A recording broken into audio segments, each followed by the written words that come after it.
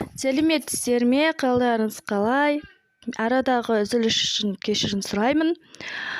Әңгімемізді тыңдап, каналға жазылып, лайк басып кеттіңіздер. Әңгіме оқырмандарымыз айтуы бойынша ендеше тыңдап кеттіңіздер. Қалайсыздар? Менің келін болғаныма 2 ай болды.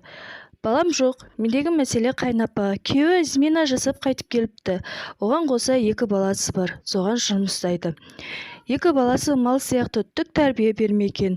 Үйдің бәрін шашып, одан бөлек түшіп, сейіп, састып кетеді. Үйретпеген гаржыққа отырғызып, жеркенем, тамақта жасатпайым. Қойшы, деп сол әйелдің бәрібір ажырасқан ғой деп. Кейде күйеуімнің мен жейм, бөлек кетейік деп.